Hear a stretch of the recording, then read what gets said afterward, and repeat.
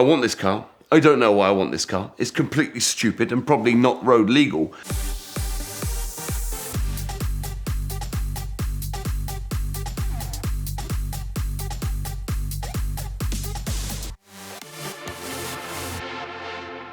I've been known for buying weird cars. I mean, fake cars, supercars, NASCARs, wheelie cars from movies. But what I haven't been known for is buying things the wrong way round, okay? So I work with a guy called Terry Grant, who is a world famous stunt driver. So for the first time ever, ladies have been allowed to drive in Saudi Arabia. So Terry Grant went all the way over there to teach ladies how to drift and how to stunt drive, and they actually performed for the princes of Saudi Arabia. So Terry Grant phones me and I bought the Ferraro Rocher, which is the fake F40, which was an amazing car. It had a big Cadillac V8 in it, limited slip diff. I was doing donuts, it was amazing. But there was one car in the corner that took my eye that no one else would have given a crap about. So if any of you have been to Disney or you've been to like these Top Gear shows, you see a lot of cars that they drive in one way and they back in and then they come out the other way doing something different. And they're doing stuff which, even as a mechanically minded man, you don't know how the hell they're doing it. And Terry had 4 of these little Ford Fiesta STs in bright green. They're like a ST green kind of color we'd recognize in Europe. And I was like, what's so good about these cars? He's like, go tell me. And I kind of worked out straight away that there was twin calipers on the front wheels, right? Which was weird, because I'm like, why is there a handbrake caliper on the front wheels of a car when you don't need that, if that makes sense? You know, you got a secondary caliper normally for an e-brake, you know, so you're doing a hydraulic drifting, that kind of stuff. And I opened one door and it was a completely bone stock Ford Fiesta ST, and like it had a roll cage in it, had a fan in the roof to keep them cool when they're driving because they got no air conditioning in these things. And then I opened the door of the next one and it quite literally blew my mind, okay? So you open the passenger door to the driver's seat, which would normally be on the right-hand side, which is now on the left-hand side. And basically what they did was they cut the body off a Ford Fiesta, took it up in the air, turned it round and dropped it back down. So now I can do 145 mile an hour backwards, okay? So when you're sat in this car, you can operate the passenger and the driver's window with a normal window switch, so you still get the window to come down. But I've got the driver's steering wheel where the backrest of the passenger seat would be. So basically my aim was, I want this car. I don't know why I want this car. It's completely stupid and probably not road legal.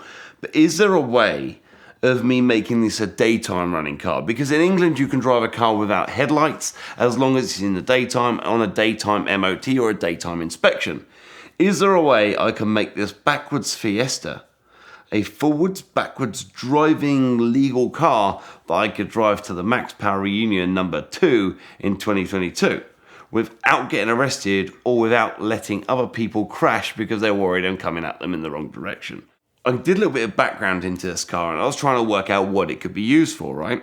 And apparently what they did in the Disney shows and the Top Gear shows is one guy would drive around in the normal one and then he would stop, do a handbrake turn, then back into like behind the lorry, right? And then the other one that was pre-set up would drive out, going backwards and do loads of crazy stunts that even as a mechanically minded man could not work out what the hell is going on. And that's what I love about these kind of cars that Terry Grant builds. He throws the rule book out the window. And the problem we have as parents and as mechanically minded people, which I keep going over, mechanically minded, because most of us are engineers on our own manner and our own way. So when you go to some kind of theatre show or a display or a car show, you want to be wowed. Okay, and I think that's the reason the Fast and Furious live show failed, because it was aimed at a demographic which kind of was too young, right? When you go to Disney or you go to Top Gear Live, all these kind of shows, as an older generation man, you want to be wowed. And when you're seeing crabby $5,000 Fiestas go backwards, but frontwards, but frontwards, but backwards, you're like, wow, that was kind of cool, right? So when you get the opportunity to buy one of these one-off cars, you got to buy it. Whether it matters if you know what you're doing with it or not, I'm sure someone will steal my wheels or nick it or try and get away with it, but I can assure you they won't be able to hide it for long, because I'm sure it's the only one left in the world. So basically, when I bought the Ferrari F40 and I bought the Lykan Hypersport, right? I bought the Lykan Hypersport for £35,000, right? With my buddy Ed from VINwiki. Then the next thing is I wanted the Ferraro Rocher, which is the fake F40 that from the front it looked good, from the back it looked good, from the side it looked dog shit. Like, it was pretty bad. But then there was a Jaguar C-Type replica, which was made on a Scimitar chassis, which was also registered as a Jaguar, which was pretty cool. But what I did was when I bought the F40 and the Jaguar C-Type, I kind of lowballed him on these two, but then gave him the $5,000 that he wanted for the backwards Fiesta. So I kind of evened out my losses on the Fiesta and transferred them to the other two. So I paid full money for the F40, full money for the C-Type, but got my full Fiesta for free. So, you know, what's better than a priceless backwards Fiesta that you probably can't sell anyway? So the best way to fix a bad decision is double it up and buy another one, right? So what I thought was more strange than buying a backwards forwards car would buy the normal version that would drive forwards but not backwards and be a normal car, right?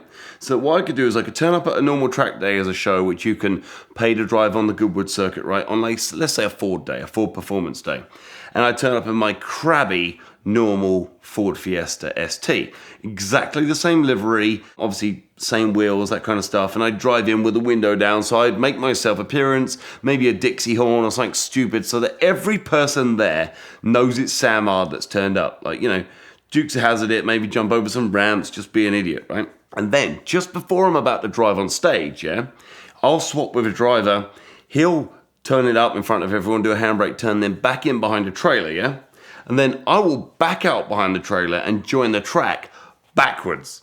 And everyone will be like, whoa, whoa, whoa! Sam, no, you can't do that. But then I'm driving around the track 140 mile an hour backwards, and everyone will be going crazy. I'll get black flagged, banned from Goodwood. They'll take my children away, but it'll all be worth it because I had a lovely time and I broke the internet.